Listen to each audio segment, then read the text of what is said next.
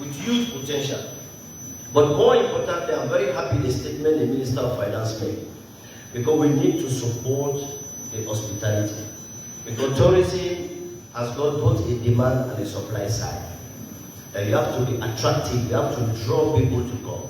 But also government has got to make some investment in those sectors. And I believe the hospitality industry has been hard hit. During COVID, I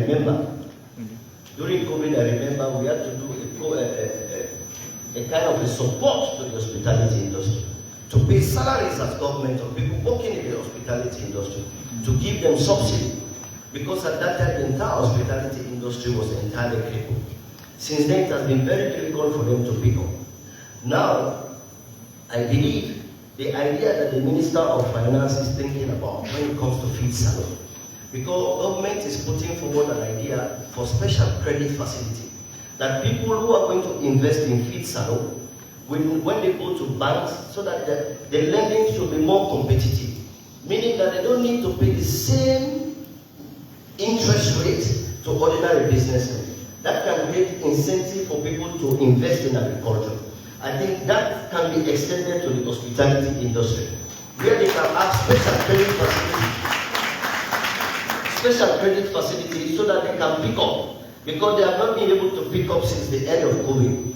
That special credit facility will allow this industry to be more competitive, so that at the end of the day, it will be interesting if Minister of Finance can think through that. Because we are also talking, we have been discussing with IFC as well, so that at least all those people that are invested in agriculture, that are going to the hospitality industry, when they go to this bank, we have to create a guarantee scheme at the central bank to guarantee their lending, to guarantee their loan, so that at least their insurance for the loan will be lower.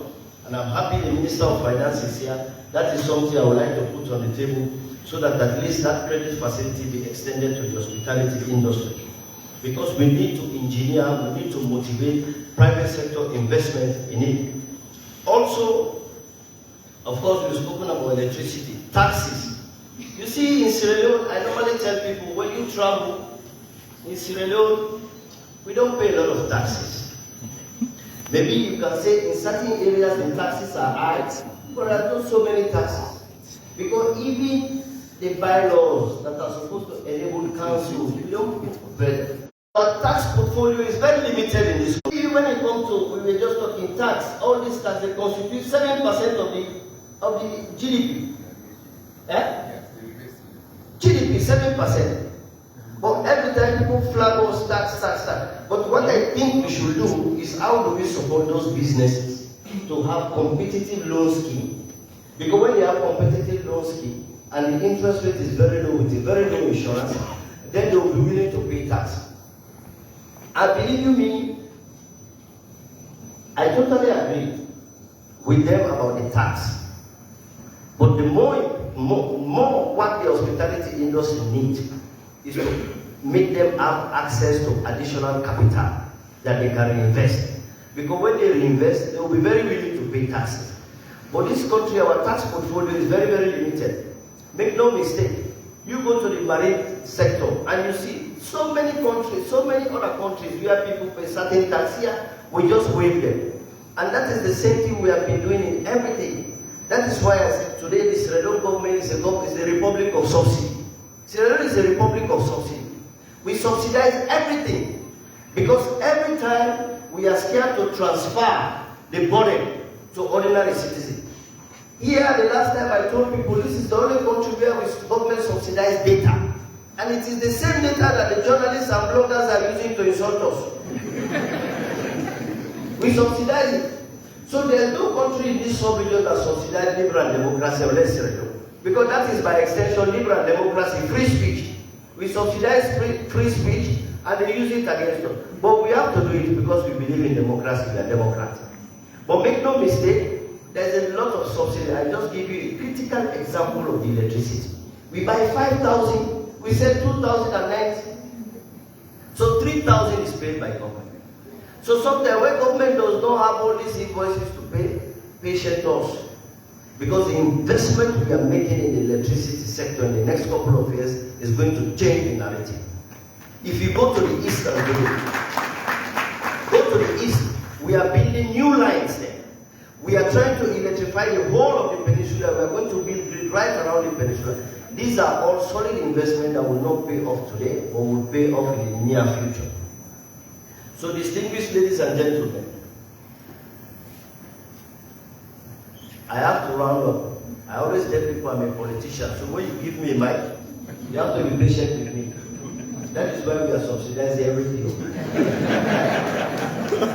Because in countries like Algeria, I told people in Algeria, when you attend a conference, if you don't clap, you don't eat lunch. They have a video.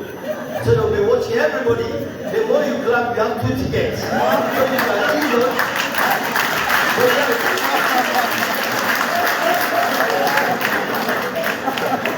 For here, people don't clap. And the people that don't clap, they are the ones that eat more than they do. So, distinguished ladies and gentlemen, at this note, I want to thank the Honorable Minister for this strategic plan. Now we have a roadmap. Like I said, this is a sector, after agriculture, this is a sector that is very close to the heart of His Excellency the President.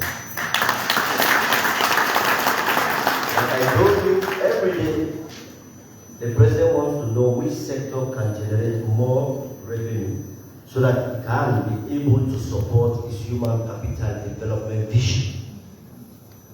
So I want to thank the Minister for this master plan. And what is more interesting, there's a 5-year implementation plan attached to the master plan. I want to thank her for the methodology. I want to thank the entire team, the Ministry of Tourism, team that have worked very hard to have such a wonderful and beautiful plan. I also want to thank the World Bank under the Economic Diversification Project for supporting these ideas. And that I hope the World Bank will expand that to some of the sectors that I have not named, like the marine area, where there is also huge potential for economic diversification. Of course, I know you are in agriculture, so I want to thank the World Bank for their support. And I want to thank all the ministers and deputy ministers who took time to come here to listen to the only ministry that claim that they have a strategic master plan. I know some of them have their own master plan, but this is going to be an inspiration for them. And on that note, and on behalf of His Excellency the President, I want to formally launch the Ministry of Tourism and Cultural Affairs, Sierra Leone, National Strategic Tourism Plan, the roadmap for a sustainable tourism future. Thank you very much.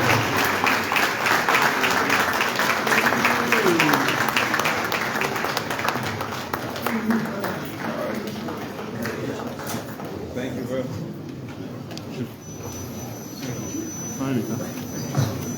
Thank you very much. Now, we're going to present a gift. I'm calling on all staff from the Ministry of Tourism and Cultural Affairs to come forward as we present the gift to